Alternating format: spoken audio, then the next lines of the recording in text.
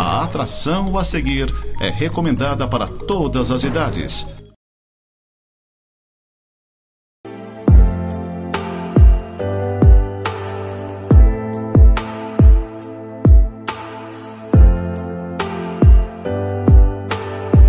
Olá, gente querida, graça e paz. Deus abençoe sua casa, sua família, sua vida. Nós estamos passando de um tempo de comemoração do Dia dos Pais. Muitas famílias em festa, algumas com lembranças dolorosas, doloridas, mas mesmo assim não deixaram de celebrar a presença do Senhor no meio da casa, no meio da família. Eu gostaria de trabalhar com vocês um texto constante do livro de Jeremias, capítulo 10, a partir do verso 19 até o verso 23, se você tiver uma Bíblia e quiser abrir e for acompanhando, porque eu vou passar passo a passo o que diz esse texto. O texto diz assim: ai de mim, por causa da minha ruína, é muito grave a minha ferida.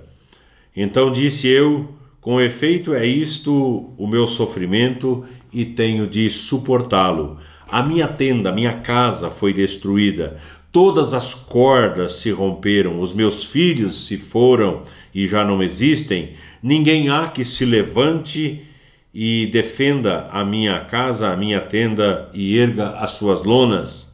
Porque os pastores se tornaram estúpidos e não buscaram ao Senhor. Por isso não prosperaram e todos os seus rebanhos se acham dispersos. Eis aí um rumor, e eis aí vem um grande tumulto da terra do norte, para fazer das cidades de Judá uma assolação, morada de chacais. Eu sei ao Senhor que não cabe ao homem determinar o seu caminho, nem ao que caminha o dirigir os seus passos. Muito bem, essa palavra escrita pelo profeta Jeremias e pronunciada naturalmente pelo profeta Jeremias foi direcionada à nação de Israel, talvez em um dos períodos mais complicados que essa nação estava vivendo. Jeremias ele teve algo em torno de, vamos dizer assim, mais de 40 anos, alguns falam até 53 anos de atuação como profeta. O ápice, o auge da sua atuação foi no ano de 587 a.C., quando se deu, vamos dizer assim, o ápice também da deportação da nação de Israel sob o poderio de Nabucodonosor para a terra da Babilônia. E esse homem, esse profeta Jeremias, iniciou seu ministério ainda jovem, algo em torno de 24 anos, e a missão dele foi conclamar o povo para uma aliança com o Senhor, para um compromisso com o Senhor. Então, se você entende um pouquinho da história, e particularmente da história da nação de Israel, todo esse período pré-deportação, onde as famílias elas foram divididas, presta atenção nesse detalhe, as famílias foram divididas. Os nobres foram levados primeiramente para a terra da Babilônia. Muitas famílias ficaram sem sustento, sem comida, sem casa, porque perderam as suas casas, elas foram desapropriadas. Elas foram despatriadas, os lares, em sua grande maioria, foram destruídos, e a família, então, começou a enfrentar crises. E é uma das coisas que nós temos que pensar muito, que é uma grande possibilidade, se as coisas continuarem caminhando do jeito que estão caminhando, com esse governo que nós temos, as coisas tendem, talvez, a chegarem muito próximo daquilo que nós conhecemos hoje como Venezuela. E é bom a gente pensar nessas coisas, os paralelos, porque a história acaba se repetindo quando há um governo corrupto, quando há um governo opressor, um governo que não valoriza a família, que divide a família, entende? Essas coisas tendem por acontecer. E essa família, ou essas famílias na época em que o profeta atuou, estavam enfrentando 4 crises básicas. E eu quero dizer para você que qualquer semelhança com aquilo que nós estamos vivendo não terá sido mera coincidência. Tá? Então a primeira crise que eles estavam vivendo era a crise da derrota. O salmista diz, ou o salmista, o autor sagrado, ele fala no verso 20 desse capítulo 10 de Jeremias: a minha tenda foi destruída, a minha casa foi destruída. é uma visão do nomadismo, né, onde as pessoas habitavam em tendas feitas por lonas e estaqueadas, né, estendidas em algum lugar. Uma expressão que nós muito conhecemos hoje, as pessoas falam, a casa caiu. É mais ou menos essa a ideia, né? Alguém passa, arranca uma daquelas estacas, a casa entra em frouxidão e ela acaba indo ao chão. Tendas no chão, um sonho lindo que acaba virando pesadelo. Então era a crise da derrota, as casas caindo, as casas se desmantelando, as famílias sendo divididas, maridos para um lado, esposa para outro, filhos para outro, né? Era esse o contexto em que o profeta estaria atuando. Segunda crise seria a crise das emoções. Ele fala, a minha tenda, em primeiro lugar, a minha tenda foi destruída, todas as cordas se romperam. Olha só, todas as cordas se romperam. Como eu disse, eram as cordas que davam sustentação às casas. Quanto mais esticadas, mais firme a casa ficava. Então, várias cordas nas laterais, né, dando aquela sustentação. Quando as cordas se soltavam, a casa ou a tenda cairia. E eu faço aqui um paralelo, trazendo, vamos dizer assim, talvez hoje nós não tenhamos esse modelo, vamos dizer assim, estrutural, esse modelo desse tipo de casa, mas nós temos algumas coisas que sustentam um lar. Nós temos algumas coisas que sustentam uma família.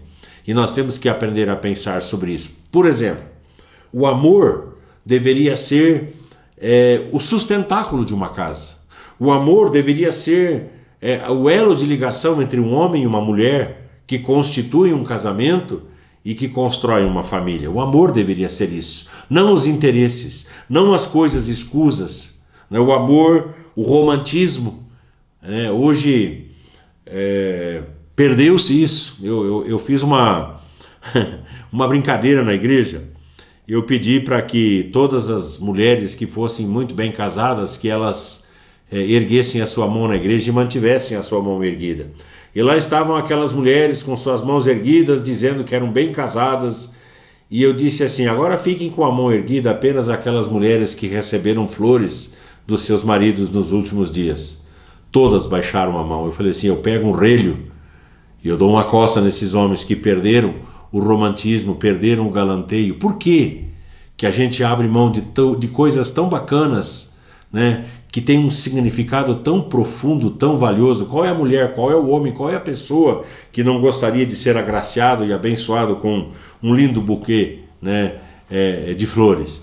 Eu perguntei para os homens, né, quantos gostavam de carinho, de atenção, que levantassem a mão, e os homens lá estavam com as suas mãos erguidas. E eu disse, agora permaneçam com as suas mãos erguidas aqueles homens que receberam um carinho nas últimas horas.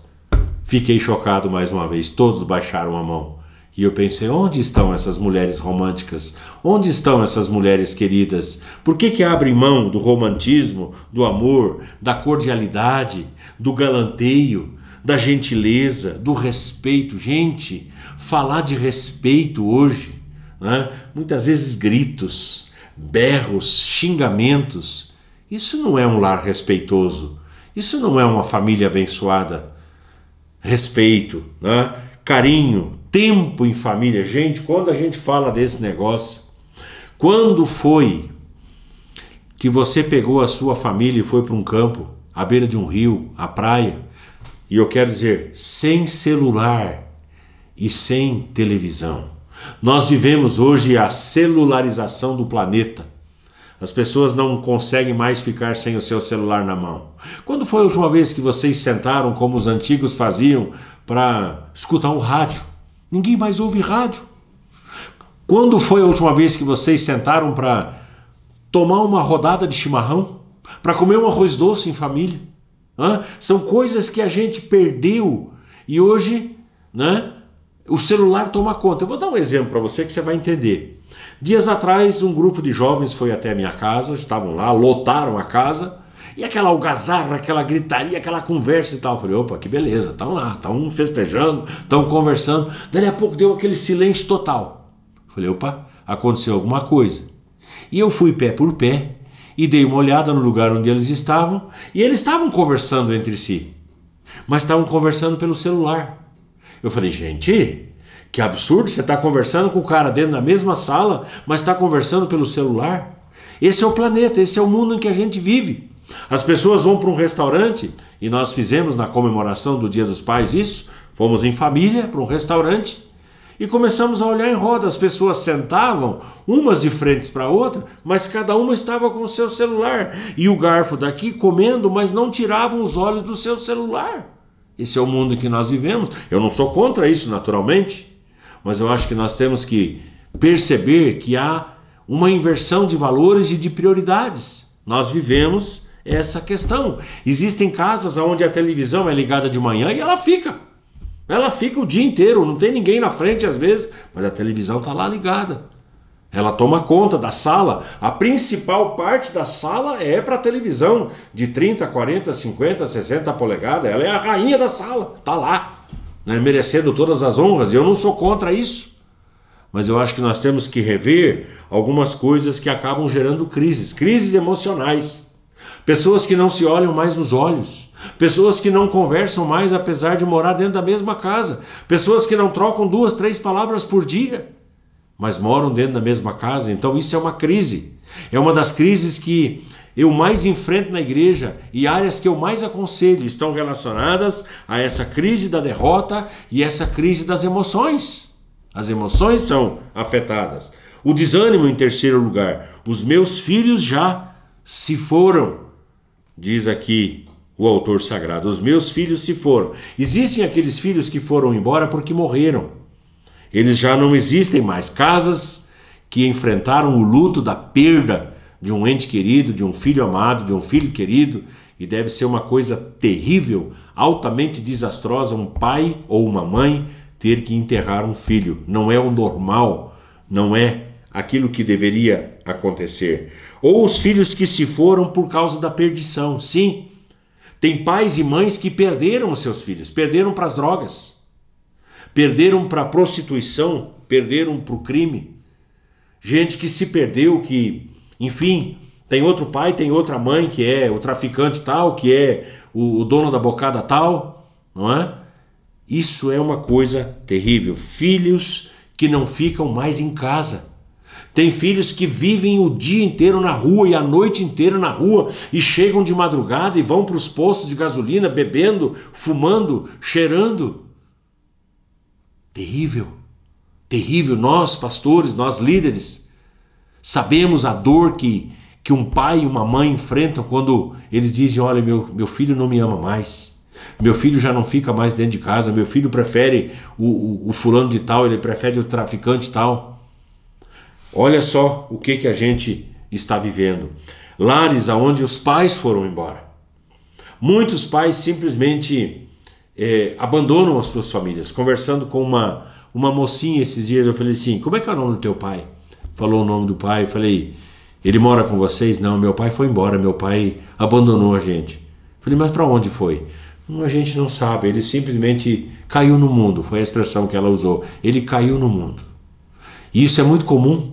Pais que já não amam mais as suas famílias, pais que simplesmente se foram, abandonaram seus lares, abandonaram as suas casas, talvez em troca de uma aventura, ou por uma frustração, ou por medo, ou por insegurança, eu não sei.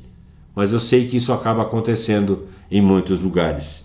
Em quarto lugar, esse autor sagrado, Jeremias, o profeta, ele fala de uma crise da frustração. Ele fala, ninguém há que levante a minha tenda e lhe erga as lonas. Esse é o desespero de um pai, o desespero de uma mãe, o desespero de uma família, quando não encontra ninguém disposto a ajudar quando as crises chegam. Egoísmo é o que nós vivemos, cada um pensando em si. Isolamento é o que nós vivemos, né? Cada família é uma ilha pensando em si. A família acaba se encontrando num beco sem saída, porque quando as crises chegam, e elas vão chegar, elas vão encontrar poucas instituições dispostas a valorizar a família e dar um passo no sentido de erguer aquela família.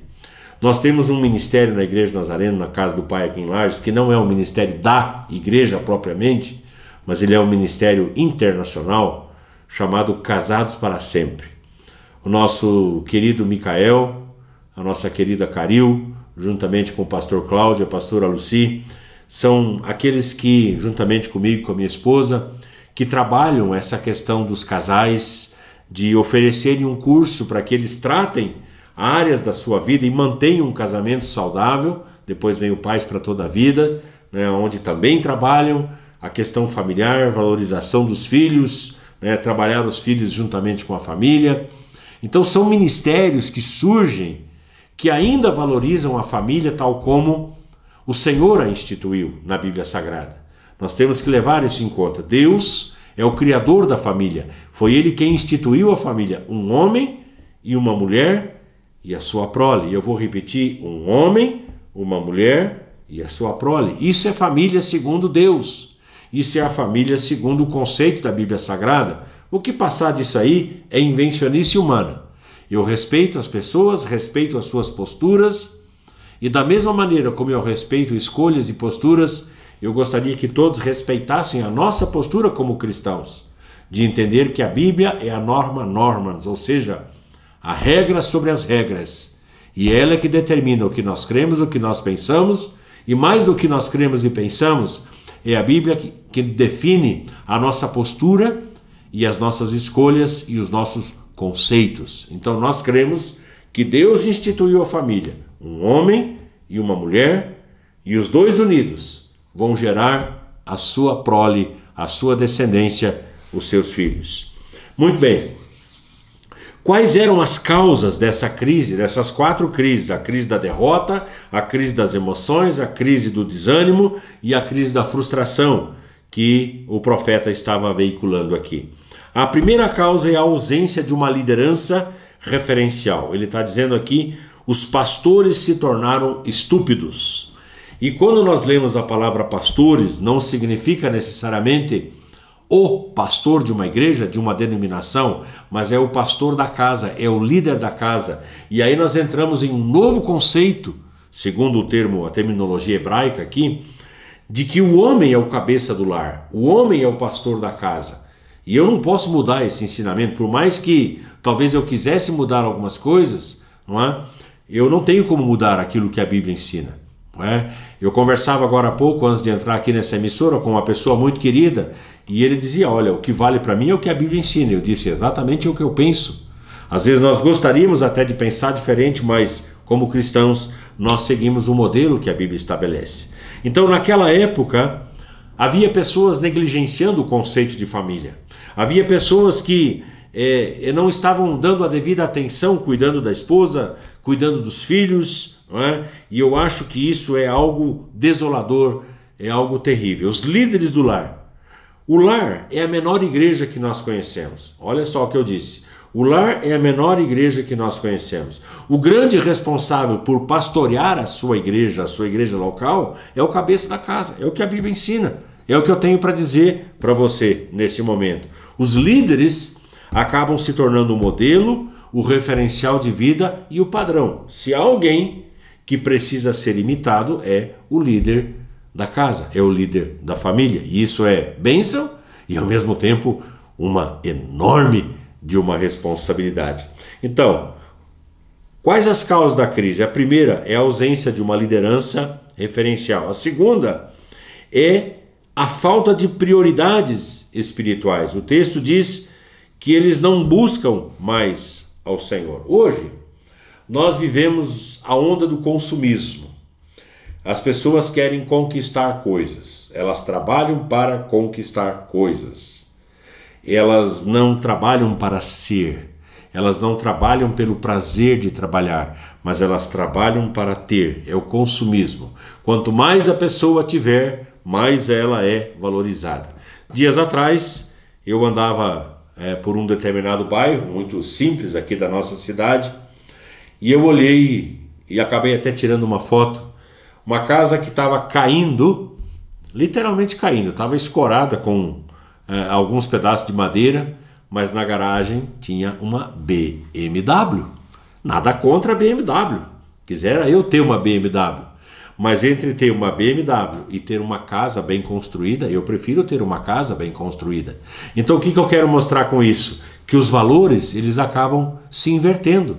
As pessoas consomem coisas, mas na mesma proporção em que consomem coisas, não dão o devido conforto para sua casa, para sua família. Não é? Às vezes se endividam para pagar um carro, mas não valorizam a escola dos filhos, não valorizam uma boa refeição, um aconchego dentro do lar, essas coisas que eu falo. Então, nós vivemos numa sociedade de valores totalmente invertidos, né? Onde o ter é mais importante do que o ser, né? Onde o mundanismo, os prazeres são mais importantes do que a vivência em santidade. Como consequência, não prosperam. Como consequência, não avançam. Né? Todos aqueles que abrem mão da comunhão com o Senhor, né? Eles acabam não prosperando. Se o Senhor não edificar a casa, em vão trabalham aqueles que a edificam. Nós temos que permitir que o Senhor edifique a nossa casa, que o Senhor edifique a nossa família. O texto aqui deste autor sagrado encerrou dizendo: eu sei, ó Senhor, que não cabe ao homem determinar o seu caminho, mas ao que caminha dirigir os seus passos cabe ao Senhor. É isso que eu quero deixar para você. Não cabe ao homem. Então a solução não está nos esquemas, nas estratégias humanas, mas a solução está no Senhor. Não cabe ao homem direcionar, não cabe ao homem, mas cabe ao Senhor. E essa vai ser a minha oração por você, por sua casa, por sua família, para que Ele, o Pai, mantenha sua família em pé, para que Ele, o Pai, continue cuidando de você, das suas necessidades, para que Ele, o Pai, possa enxugar dos olhos toda lágrima de dor, de sofrimento por filhos que se foram, que se perderam, que morreram em acidente de moto, em acidente de carro, os filhos que se foram por causa das drogas, por causa da prostituição, que o consolo do Senhor esteja em meio ao seu lar, em meio à sua família. Vamos orar. Pai, eu quero em nome de Jesus te agradecer porque a tua palavra é viva. Eu quero te agradecer porque a tua palavra para nós cristãos é a normans, é aquela que direciona e determina o que nós cremos, o que nós pensamos e determina o nosso modus vivendi, nosso modo de viver e de exercitar a nossa fé. Eu oro para que o Senhor esteja entrando em cada lar, em cada casa, em cada família, entrando com a tua provisão de consolo, de conforto, os lares que enfrentaram o luto, a perda. Eu oro, Deus, por aquelas casas, por aquelas famílias aonde o pai foi embora, aonde a mãe foi embora, aonde os filhos são criados pelos avós, enfim. Eu oro, Deus, para que neste lar, neste lugar, o Senhor esteja com tua graça e com tua misericórdia. Em nome do Senhor Jesus, nós assim oramos e nós agradecemos. Amém e amém. Gente amada, gente querida, graça e paz, que Deus abençoe a sua casa, a sua família e o seu lar.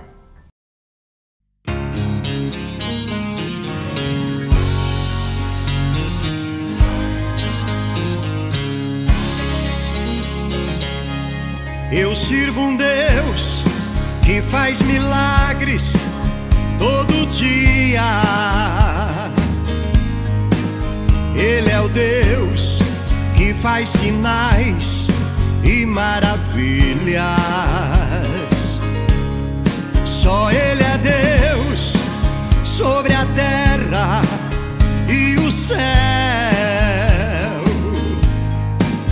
Ele é grande, Ele é bom e fiel. Ele me deu todo o amor do céu, tão divino. Seu Filho Jesus, que naquela cruz mudou meu destino. Quando eu pensei estar só, não estava, porque o meu Deus me acompanhava. Ele é o que eu preciso todos os dias. Ele é a verdade, estou seguro, pois Ele não muda, não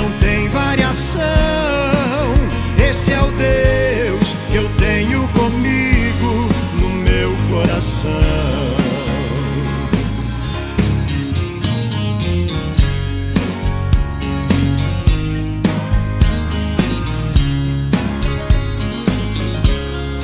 Eu sirvo um Deus que faz milagres todo dia. Ele é o Deus que faz sinais e maravilhas. Só Ele é Deus sobre a terra e o céu. Ele é grande, Ele é bom e fiel. Ele me deu todo o amor do céu, tão divino. Seu Filho Jesus, que naquela cruz mudou meu destino. Quando eu pensei estar só, não estava, porque o meu Deus me acompanhava. Ele é o que eu preciso todos os dias. Ele é a verdade, estou seguro, pois Ele não muda, não tem variação. Esse é o Deus que eu tenho comigo no meu coração. Quando eu pensei estar só, não estava, porque o meu Deus me acompanhava. Ele é o que eu preciso todos os dias.